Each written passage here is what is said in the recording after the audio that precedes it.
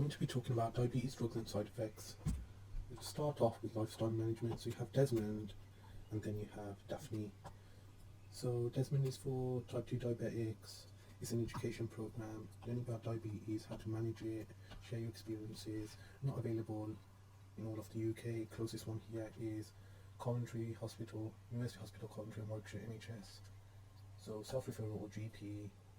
And so there's three types: newly diagnosed, established diabetes, so foundation, and BME, so that's tailored in these languages. So it's delivered in a group of 10 people. You have a facilitator who basically understands and can guide people through, so lifestyle, daily living, diet, medication, and it's been proven to reduce glycated hemoglobin by 1%. Then you have dose adjustment for normal eating, Daphne, that's for type 1 diabetics.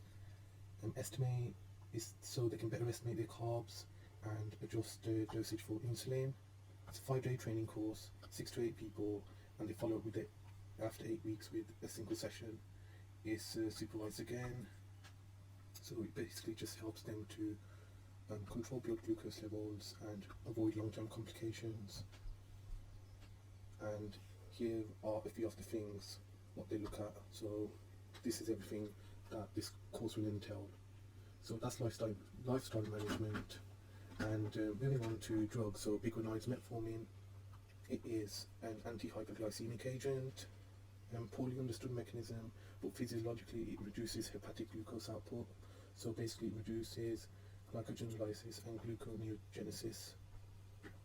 So that's pretty much it. Adverse effects: nausea, anorexia, vomiting, diarrhea, GI upset, and lactic acidosis in rare cases. The two other biguanides which were withdrawn from market because they had more severe occurrence of that. Okay, so you wouldn't give it if they had renal impairment, stop if it's below 30, hepatic impairment if they have chronic alcohol abuse, history of that, or if they currently are abusing alcohol, don't give it. Again, withhold metformin in patients who have any of these. Moving on to sulfonylurea, so gliclazide is one, and its mechanism is it blocks potassium channels. That means that calcium channels open and influx of calcium causes insulin secretion. So obviously patients need to have some pancreatic function. Insulin is an anabolic hormone, so increase of insulin causes weight gain. Weight gain increases resistance, so long-term diabetes gets worse. Adverse effects: nausea, diarrhea, vomiting, constipation. Again, hyperglycemia, especially if you have combined drug treatments or etc., or if there's high treatment doses. So again, if you get hyperglycemia from a sulfonylurea, manage at hospital. Again, patients could get rare hypersensitivity reactions, which would be these three here, and obviously it's metabolized in the liver, so hepatic impairment, you might need to reduce the dose, and renal impairment should be monitored just because there's a risk of hyperglycemia as well. So moving on to gliptins. So sitagliptin is one of a few. So basically gliptins inhibit this enzyme. This enzyme destroys incretin, and incretin, so these are incretins, so GLP-1 and GIP, and what they do is they produce the hormones which help the body produce more insulin. So if you inhibit this, then it can't destroy incretin, so your concentration of insulin goes up. Sorry, exactly. So yeah, there you go. So increase insulin secretion, decrease glucagon. So common symptoms: headaches, ankle edema, nausea, nose, throat infections, flatulence, aches and pains. Here are a few uncommon symptoms. And patients can rarely get acute pancreatitis, so abdominal pain, and discontinue gliptins. So reduce dosage if EGFR is below 45, reduce it even more if it's below 30, but gliclazide is renoprotective. Gliclazide? Okay, that should be up there. So gliclazide, so sulfonylureas are renoprotective. Okay, so glitazones.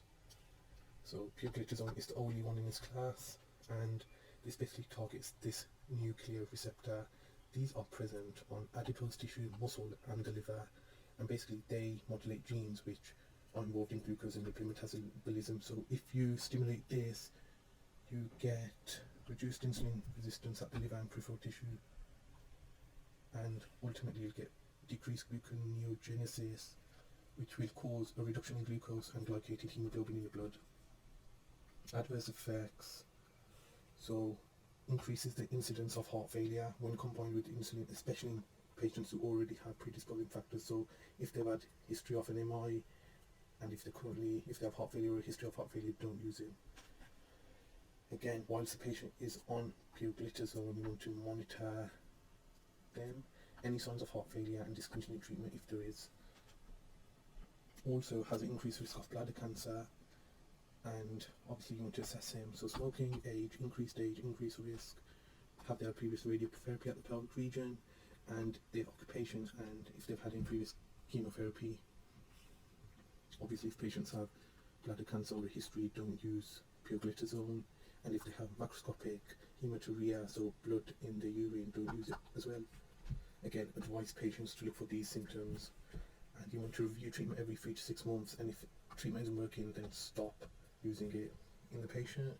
And rare cases, you'll get jaundice, and then hepatic impairment, stop using it again.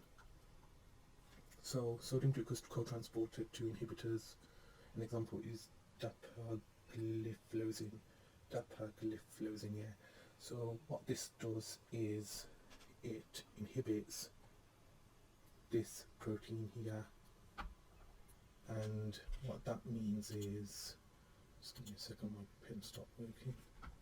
Okay, so what that means is that this basically, it reabsorbs glucose at the proximal convoluted tubule, so it will pull it back into circulation. So inhibiting this protein effectively stops glucose from going back into circulation, so it will go out into urine, and 90% of glucose is absorbed by this, so you block that. So again, urine excretion, glucose excretion via urine, common side effects, rash, dizziness, back pain, increased risk of infection because urine is going out. Glucose is going out by your urine. Diabetic ketoacidosis, dyslipidemia, so you get high LDLs and decreased triglycerides, and hyperglycemia if it's combined with other hyperglycemic medication. So common side effects, excuse me, constipation, polydipsia, so first, decreased weight, dry mouth, so itchy anus, genitals, so these are uncommon. So yeah, so obviously renal impairment, avoid use, and you want to monitor renal function 2 to 4 times a year in most patients. And rare adverse effects include atypical DKA. Won't go into that, someone else is covering that, but yeah, it presents atypically and their blood glucose will remain near a normal level. You can just educate patients on what DKA is, and you still test for ketones if they're showing symptoms but the blood glucose is near normal. And again, you want to assess any risk factors for DKA, and yeah.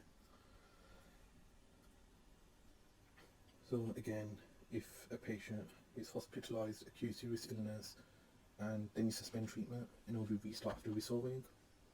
You also have Fournier's gangrene, that is basically opportunistic bacteria, so aerobic or anaerobic, because you're urinating out glucose, increased risk of infection. So what this is a necrotizing fasciitis of the genitalia or perineum. So patients get erythema, all these symptoms here, and any of these symptoms you want to stop treatment and then start them on antibiotics and surgical debridement. Obviously that will be if it's really severe and you can see actual gangrene.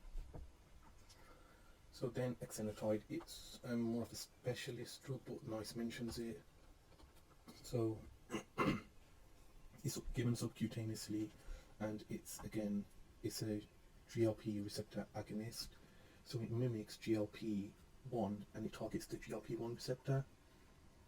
And obviously when it binds, it increases insulin secretion, and it also suppresses glucagon secretion at the pancreas. It also slows down gastric emptying, so the rate at which glucose comes from your meal slows down.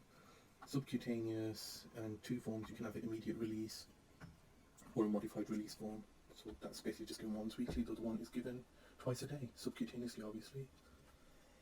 Adverse effects, a few here, and in elderly patients you might get like over 1.5 kg weight loss per week.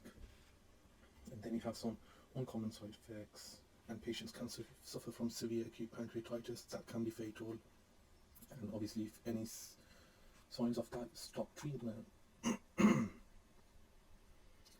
And again, you can get DKA, especially in patients who are on insulin and exenatide, especially when the insulin is either discontinued or there's been a rapid dose reduction. So what that means is, to avoid DKA, you want to do the reduction slowly, stepwise, over a period of time. So yeah, insulin therapies, Maria has mentioned these. I'm just going to quickly whiz through these. So there's 3 types: human insulins. These are the recombinant versions. Then you have the analogs. These are modified and they have extended duration of action or a faster absorption. In animal insulins, they are not used. So then you have short acting, which can be broken into rapid acting and soluble. Then you have intermediate acting, so isophane, NPH. And then you have long acting. So basically, these ones are basal insulins. They will work out. They basically work throughout the day. So this flat line here, and then you will have your bolus, which you'll have before a meal. Those are your short acting ones. So yeah, that's it. So they're short acting, they're long acting. So I've got about 5 minutes above, but it was a lot, guys. So just remember, in type 1 diabetes you use insulin and you can use metformin. In type 2 diabetes you usually start with oral therapy, but if it's severe then you will have to go to insulin as well. Hope that helps. Thank you.